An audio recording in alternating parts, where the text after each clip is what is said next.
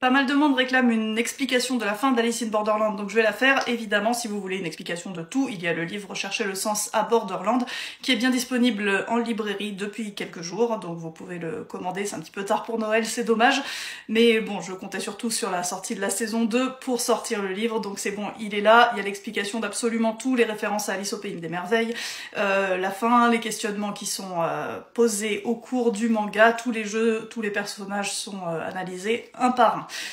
Voilà, il coûte 13 €. Et la version numérique que vous pouvez avoir sur Kindle, sur Kobo, sur toutes les tablettes ou sur votre téléphone est à 2,99 €, donc ça fait une grosse économie si votre but c'est juste d'avoir le texte et pas d'avoir le livre. Donc cette fin qui peut paraître un petit peu floue dans la série, mais elle est floue aussi dans le manga, ça reste assez mystérieux.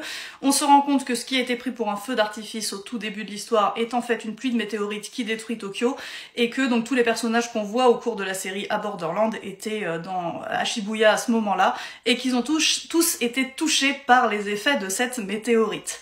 On comprend vaguement qu'il y a une histoire de coma, des espèces d'hallucinations collectives. Dans le manga, en fait, il y a deux personnages, dont Anne et un personnage qui n'est pas dans la série. En fait, ces répliques sont surtout faites par Anne dans la série, qui est Mahiru, qui communiquent entre eux, qui ne se souviennent plus de ce qui s'est passé à Borderland, mais qui parlent de la fameuse expérience de mort imminente.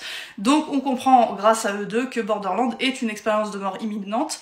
Les personnes qui sont sur le point de mourir se retrouvent à Borderland, et Borderland est une espèce de test pour voir s'ils ont vraiment la volonté de survivre et s'ils sont dignes de retourner dans l'autre monde ou pas. Donc ceux qui meurent à Borderland meurent définitivement, ceux qui survivent au jeu ont la possibilité de revenir dans le monde d'avant s'ils veulent survivre, et ceux qui veulent rester en tant qu'habitants sont condamnés à mourir à un moment, puisque des nouveaux joueurs vont venir les affronter sans cesse. Et donc Borderland ne s'arrête jamais, à chaque fois il y a de nouvelles personnes qui se retrouvent dans ce monde entre la vie et la mort. Pour comprendre ça, deux choses. Déjà, le titre japonais du manga, que j'ai pas en tête tout de suite, signifie Alice au pays des derniers instants avant la mort, donc ça peut avoir deux sens. Hein. Soit il est dans un endroit où on risque tout le temps sa vie, ce qui se passe dans l'histoire, mais quand on connaît la fin, on comprend qu'il est vraiment dans l'endroit des derniers instants avant de mourir, ou avant de revenir à la vie, selon ce qu'on réussit à faire à Borderland ou pas. L'explication détaillée de ce qu'est Borderland se trouve en fait dans le spin-off de la série qui s'appelle Alice on Border Road. Alors personnellement, j'ai pas beaucoup aimé ce spin-off, enfin beaucoup moins en tout cas, j'ai trouvé beaucoup moins intéressant. La seule chose intéressante, c'est qu'il y a ce gros passage où ils expliquent comment se crée Borderland à partir de l'inconscient des personnes qui sont touchées par la météorite. Pour plus de détails, j'en parle donc en conclusion de mon livre.